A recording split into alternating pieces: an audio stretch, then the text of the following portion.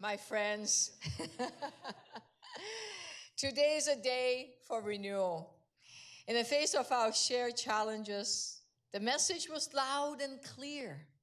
People want change. Over the past, yes, they do. Over the past few months, in the midst of a campaign that would determine the future of our city, something interesting, even beautiful, happened. We all found common cause in what we need to fix together. We have to address the housing crisis, to make the city safer, to fix the system, the transit system, to improve city services. The message was clear.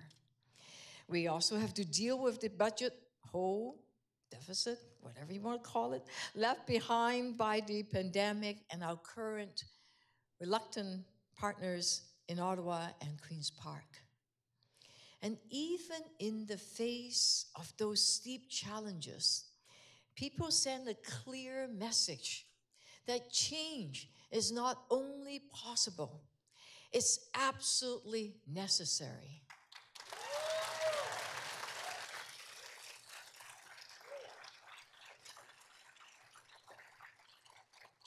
People told us that our efforts to overcome these crises should be strengthened and not abandoned. And they told us that we are always stronger together, that we need to work for change and not just stand by and give up. Because Toronto's story has never been about giving up. Toronto's story is of people who packed up what little they had and arrived at this place of hope. A story of hard work, determination, and a belief that Toronto is a place of belonging.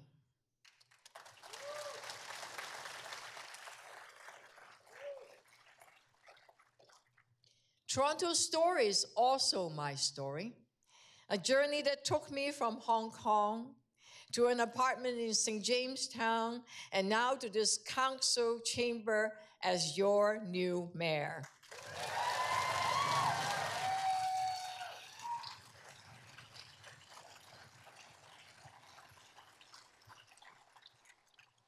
It's a journey that started because my parents imagined a city where the daughter could have a better future. That's what they saw here, a future for their child. Imagine a young family arriving here today with the same dreams for their children, for a better future. I think we all know what they're up against. So let's imagine what could be possible when we meet our challenges with the boundless potential of our ideas and the strength of our collective action. Let us imagine. That newcomer family has just moved into a nice, affordable, secure apartment in a friendly neighborhood with trees and parks, schools and libraries, restaurants, galleries, and shops. They can rely on the TTC to get to work on time.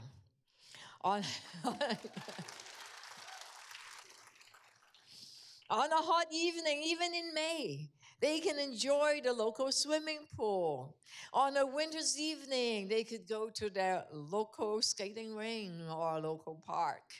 And their daughter feels safe riding her bike to school or taking the subway and has many after-school activities, mostly very, very affordable.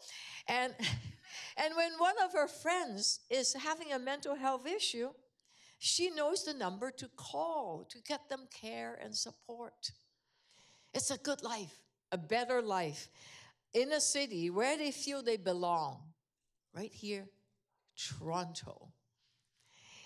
And that's a city worth imagining, a city worth building together, all of us.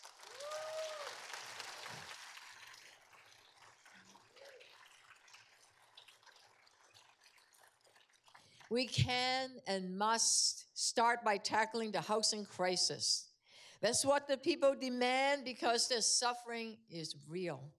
Whether it's someone struggling to get off the street, women fleeing intimate partner violence, young people starting out, renters living in fear of evictions, artists waiting to be part of a city life but can't quite afford it, or refugees like Christopher, who's with us today.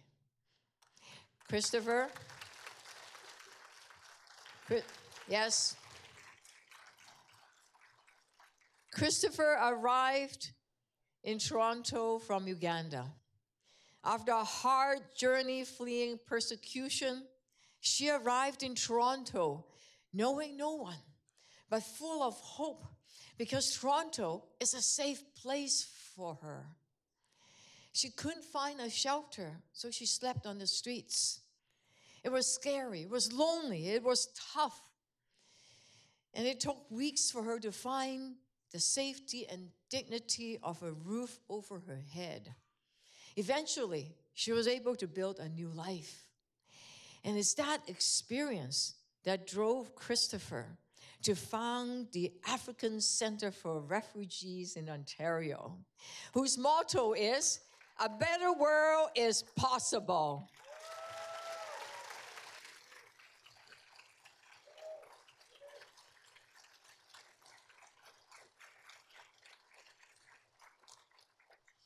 I saw Christopher 2 days ago with other folks helping refugees and homeless people find shelter. Christopher is even more committed now to working for people struggling to find a home. But she said to me and to all of us, we need your help. Last night, as you recall, it was raining, it was pouring. What happened to the refugees that were sleeping on the street? What happened to people who can't find a home? What do we say as a city to someone like Christopher? Her rise from the streets to serve others is an example of the best of what we can be.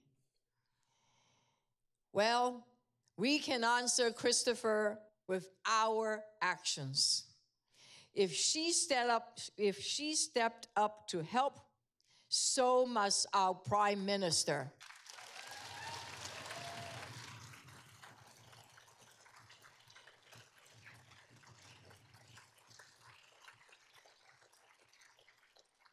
If Christopher stepped up to help, so must our Premier.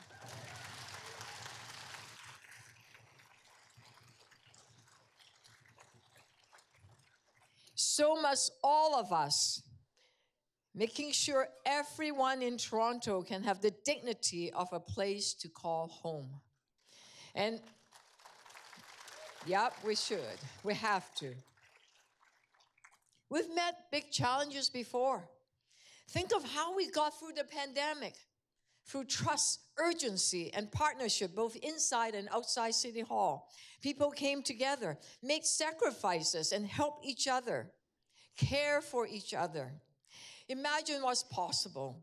Imagine how great our city could be if we met our housing crisis with that same urgency, mutual trust, and partnership all across every levels of government. All of us coming together with a common cause. Equally urgent. People need to feel safe in their homes, on transit, and throughout the city. Recent events have shaken our sense of security. And even though our city continues to rank among the safest in this country, that's cold comfort. Clearly, we need to do much, much more. As a start, we can improve our responses to emergencies, build and expand on our success of programs like the Toronto Community Crisis Services so that everyone can access a caring and supportive response when they're in a crisis.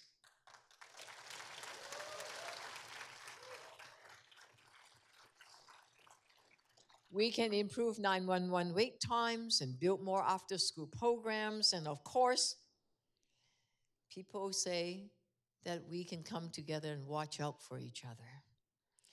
People have also told us that we need to restore our transit system.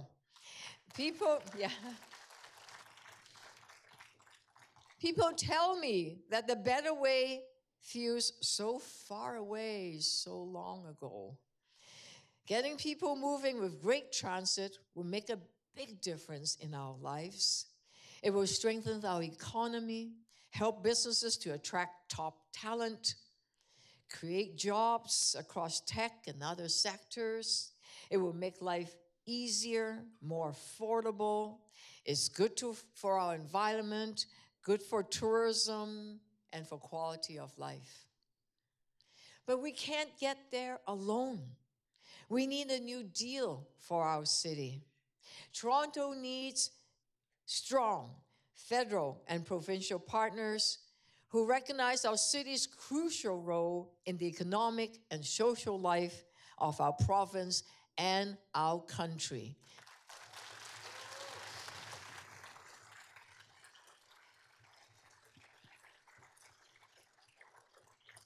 Even with all the challenges we face, we can't forget all the wonderful things already happening. Recently, I met with people involved in the community-focused development model in Scarborough's Golden Miles. Many of you are nodding your head, you know. Where we saw United Way and other community service organizations sitting alongside corporate CEOs and developers. They're working together to deliver housing and economic opportunities to the area for the local residents because they know that they can deliver more for people when they come together and work together. That's the magic.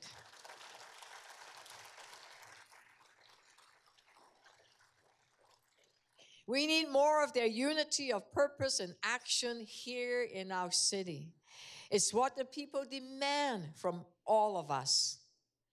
Friends, colleagues, dignitaries, thank you for joining us today.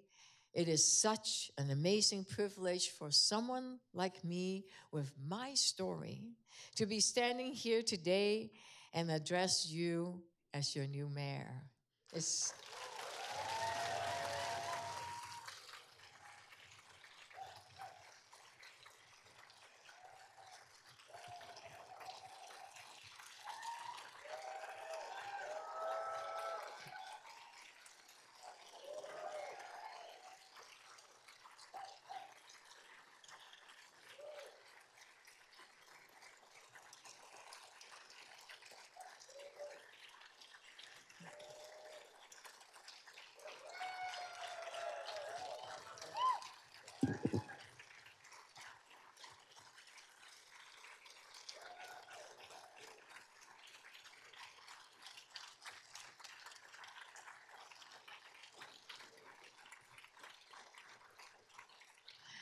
But I don't stand here alone. Let me tell you about my colleagues, but let me first start with Deputy Mayor McKelvey. Thank you. Yes.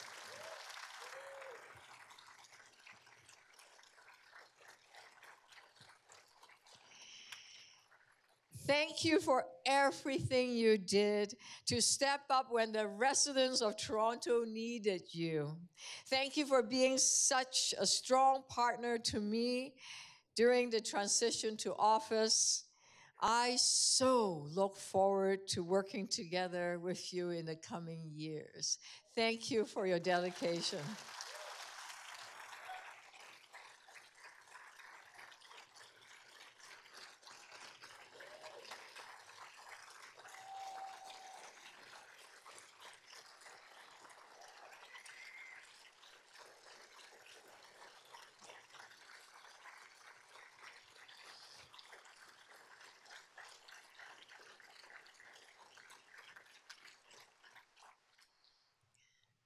And to each and every city councillor and their staff, your service your dedication, your commitment to all your residents, and those long hours you do.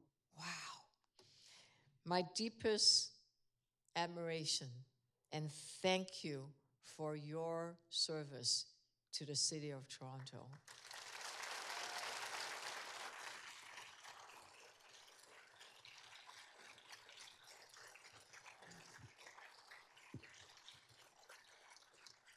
And I know that I can call on you, your spirit of service, as we face the road forward. And it gives me great comfort. And to the Toronto's dedicated public service, thank you. Yes, here they are.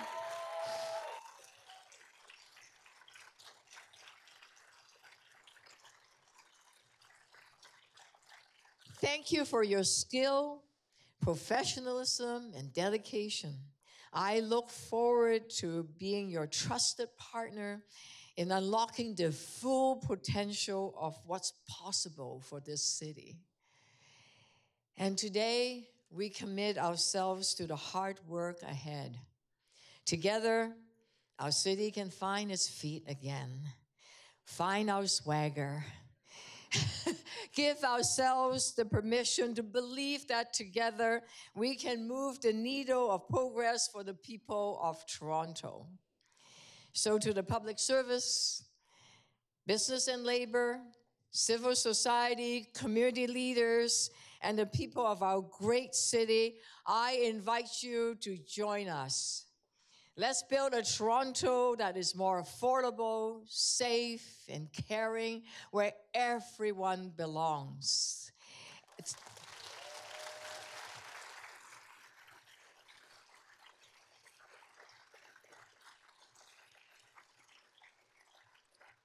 Together we can, and today we start. Thank you.